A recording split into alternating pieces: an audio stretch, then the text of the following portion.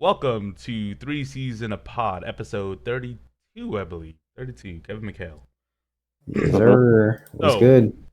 we'll jump right into it. I'm very happy with that road trip. And Christmas Day. Indeed. We whooped the Lakers Yep. on Christmas Uh Day, huh. right? But man, okay, so we talked about this maybe 3 weeks ago. Um, in the sense like it being the road trip that was coming up and the homestand that was coming before the road trip, Yeah, right? yeah, So we're yeah. gonna play Just Cleveland being back a to good back. test. We're gonna play Orlando back to back. Then we hop on the road and we play the Warriors, the Kings, um, Clippers Clippers, and and the Lakers. Lakers, right? And I Mm-hmm. think realistically, right, a good 8 game span there. We're thinking 6-2, right? Mm-hmm. Maybe 5-3 considering the Magic and the Cavs 11-3, finished bro. really well, right? But man, dude, 7-1. I don't I don't think And it could have been easily 8-0, but the Warriors are scary.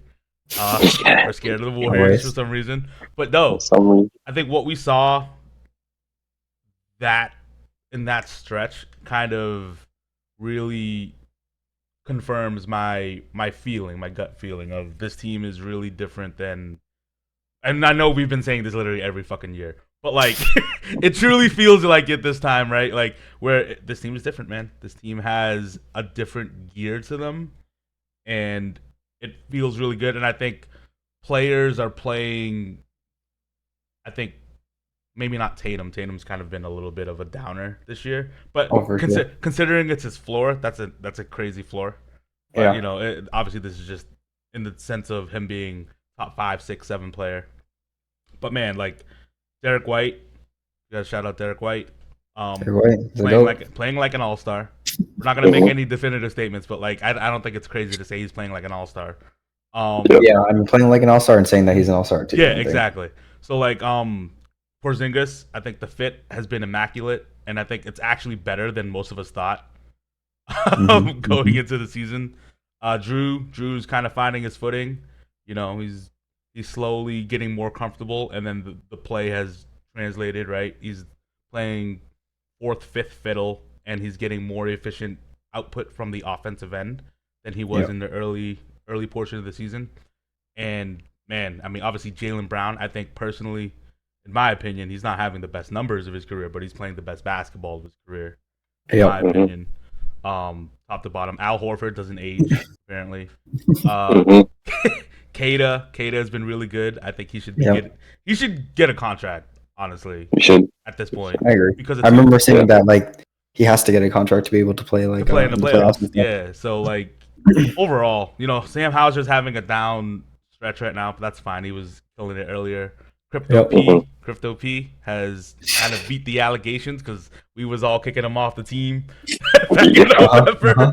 But Yeah. man, I'm very happy with this trip. I think they exceeded expectations, and the expectations were high to begin with, and that's saying Yeah. something. But that's all I got. What do Yeah, you no, think? I think we had a lot of like not trap games, but just games that we would typically fumble or in like previous years and stuff like that. I think even I saw a quote from Tatum or something saying that too, where he was like, "Oh, in a stretch like this before, we probably would have gone like 5-3 type shit." 100%. But it feels like even they feel it too that the team is built in a way that or it's built in a way that will go crazy in the regular season. But also like mentally, I think they're way more engaged, even with Tatum playing probably like the worst ball that we've seen in like a minute now, like pretty consistently. Not that like he's egregiously bad or anything, but he's just not. I would just say like efficiency is just not there He's as not the much. And player we expected, basically. yeah, for sure. Yeah. And I think that'll be a problem come playoff time if that continues. But until then, like I'd take the track record of what we know Tatum to be over this like stretch at this moment. Um, so yeah, I mean, I think it was really good. I think saw like a lot of small things from everything. Like you were saying, seeing more of the 5-man lineup that we've obviously been talking about. Them being more cohesive has been really good throughout this stretch, and you see just like more pockets of what they were trying to talk about when they were making these moves and like when the season was going to start in terms of like different looks and different like IQs of like the players essentially, and not being so stuck on JT and JB having to do generally like everything. There's been a lot of like, having KP down in the post has been like a super huge convenience, and like I think he's number one in terms of the points per like post up and shit like that. So that has been like, yeah, he's just been like attaching, or he's been building off of the really strong campaign that he had on the Wizards and all like the reasons why we got him, based off of that like Wizard season and stuff like that. Obviously, Derek White is going crazy. Honestly, the stretch, like he's been on a crazy tear. I don't know the exact numbers, but I'm like, damn, like his that shit is a huge jump up, and in terms of efficiency, it's just crazy. Yep. So it's like he has. I just hope that we keep him, man. Like long term, everything. Like he is just a perfect like player alongside JT and JB, and then also KP. Like I don't know the exact like numbers and money and all that kind of stuff, but I'm assuming the three would be including KP. But if we were to be able to keep Derek White as that like 4 like plug-in guy with them, that'll be it, man. For sure. Yeah. What else is there? Yeah, shout out to Keita. I had to put a note in there. I think the 3 to 4 like bigs that we're running at the moment is like serviceable for the long term. Like I'm less scared of having to find a big in either the trade deadline or like the buyout market, because I think they all provide different looks. Keita and Cornet, I feel like, as much as maybe I prefer like Keita or something like that, I think they both, like I said, they both serve different energies. And when Keita's there, he's just like he's grabbing every board. He's more of like a vertical threat and all that kind of stuff. While Cornet is just very smart and like he always is in good position offensively and defensively. It's honestly matchup dependent, because I feel like Keita would be better against the more physical teams that we've struggled against. Because he was huge in that Orlando back to back. Back to back even. Mm-hmm. So I agree. Yeah. So it's been nice to see that. And like I said, I think we can still look for a bench guy, but it's less now like, oh, we need a big or something like that. I think 100%. Getting him more reps and him earning his minutes has, it's deserving that he can have like this 4 to 3 like big man lineup that we're rocking with at this moment.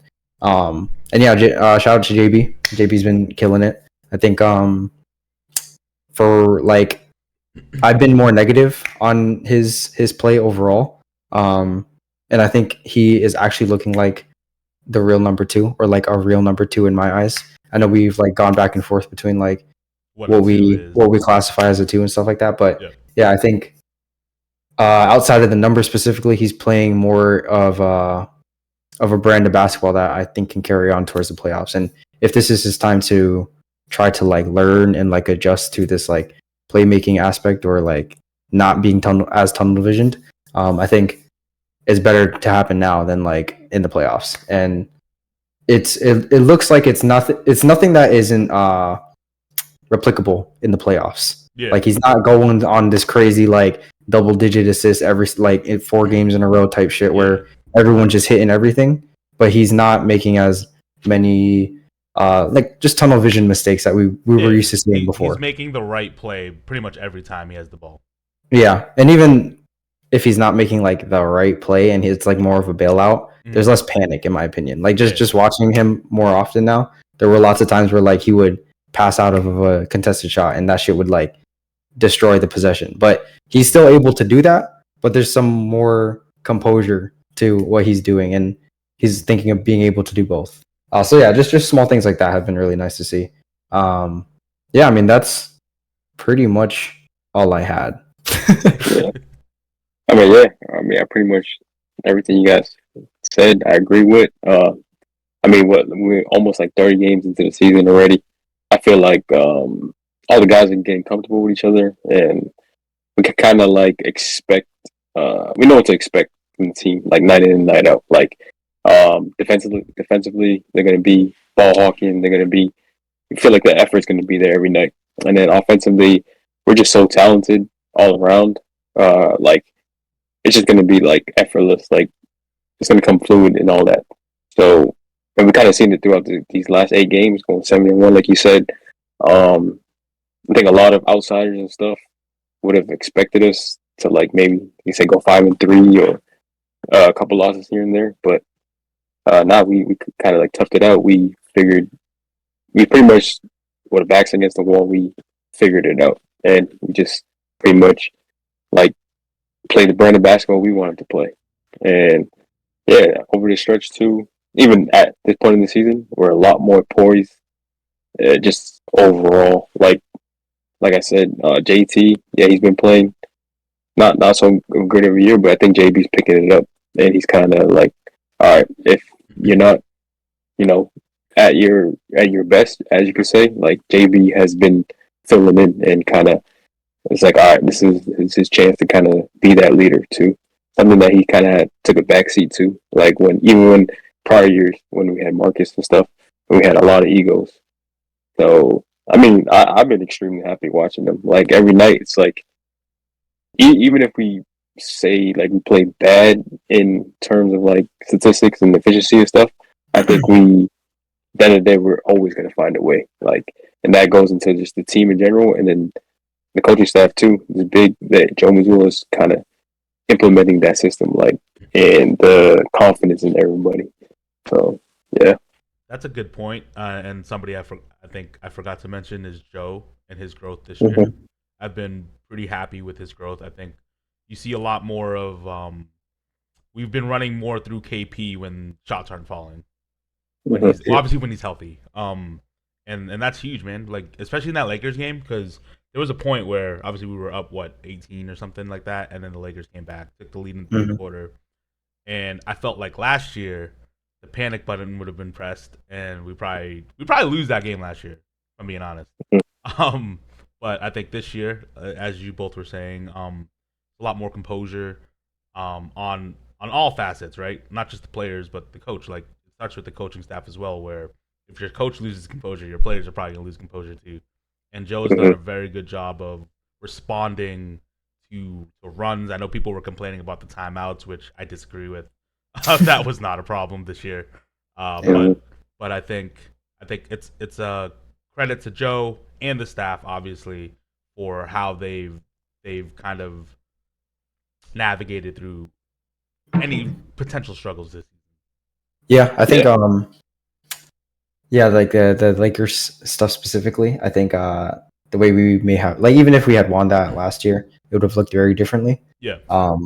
Before it would just rely on like a moment, but it didn't feel like and a lot of times too when we watch it doesn't feel like they lean towards having to have that moment to shift momentum. Mm-hmm. It just feels like they're able to continue trying out different looks based off of our personnel and like just playing their brand of basketball, which I think leads to like not looking like or looking like we're more composed. Because I forget what other loss that we had that made me feel that way, where it was just like, we were looking for a specific moment. It might have been like the Pacers or something like that. Obviously, like Golden State is its own thing, and in same regards, the Warriors do that to us. But I feel like that's just more of like a matchup and how they get JT and JB to shoot very like even more difficult shots because they're already like difficult shot makers and stuff like that.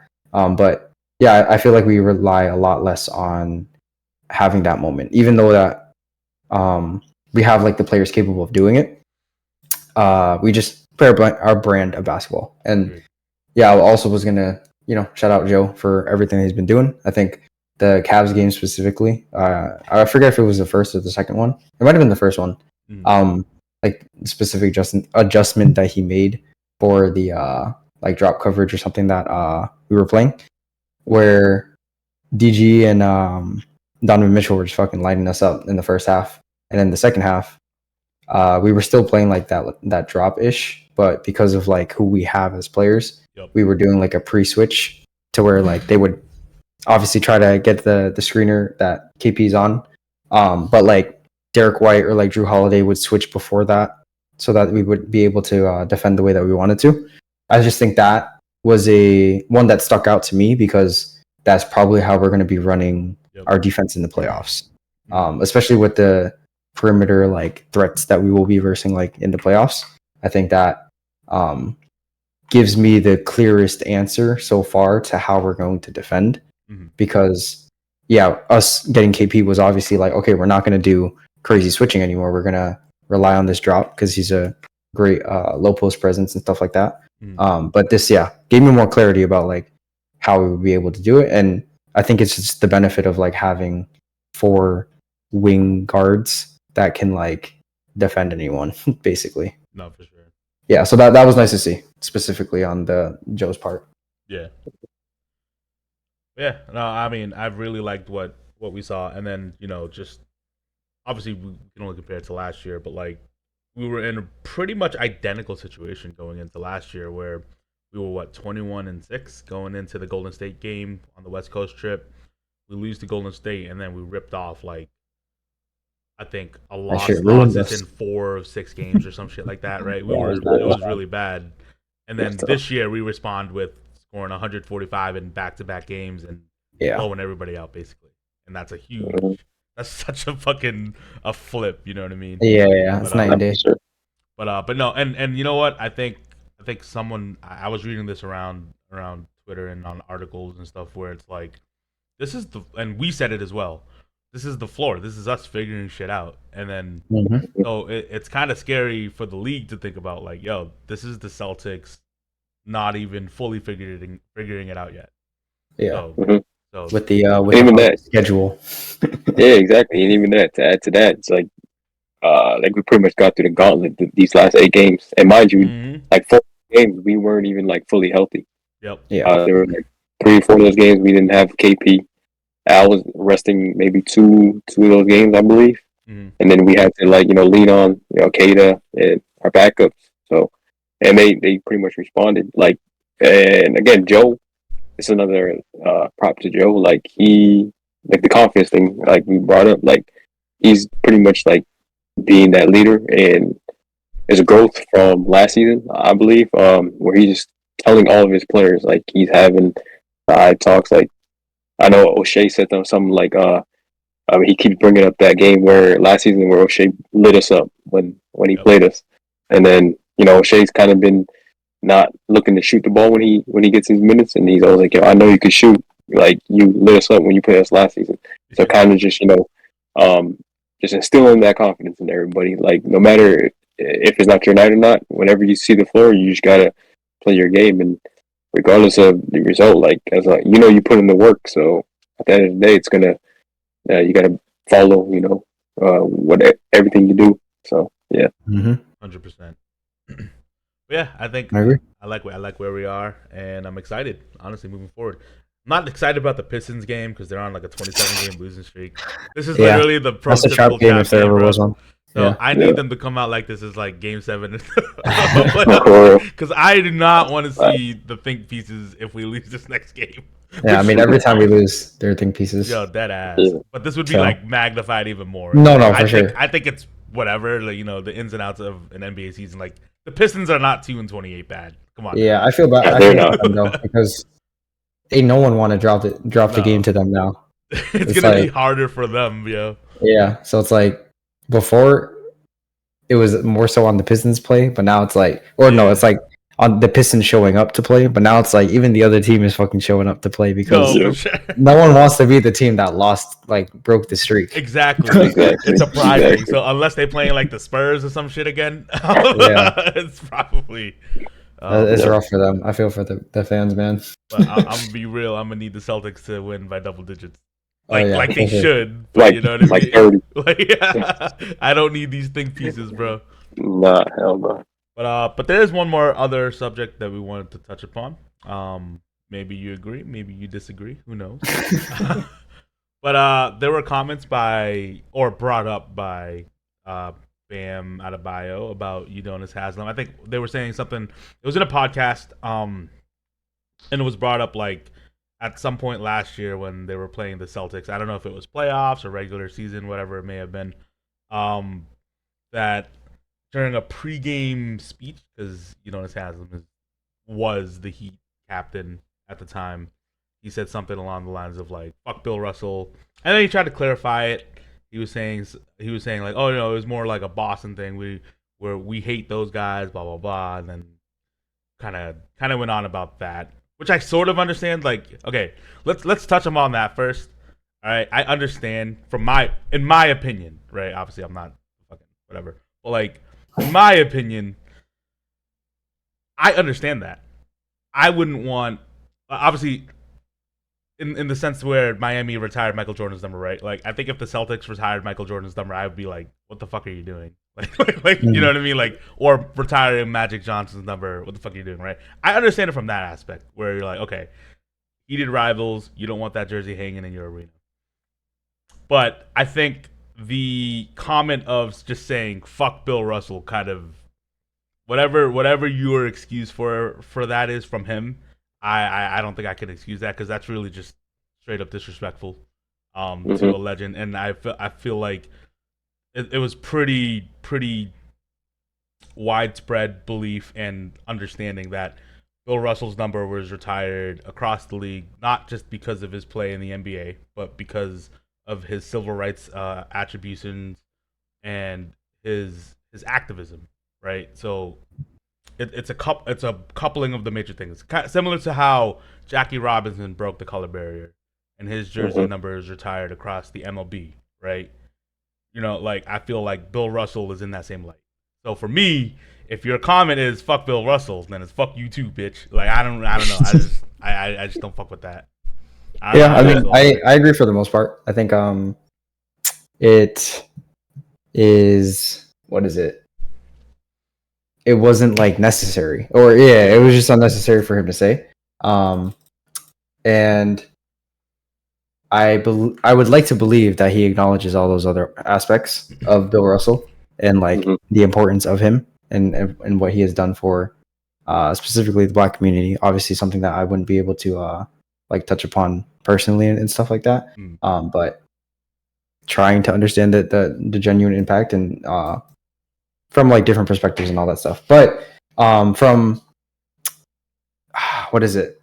It doesn't surprise me that like you would say like someone would say something like that Yeah, in the moment and not really think about it. like to just like hype up their players in that specific moment. So I hold less of like this is like super like I'm so pissed about this Yeah, kind of emotion about it. It's more so like, oh yeah, like he was stupid and like that like it, whatever like gets like if the Celtics take it in a way that wants to like um ignite some kind of like fire or whatever like that, like that's dope. Like you use whatever you want to like to do so.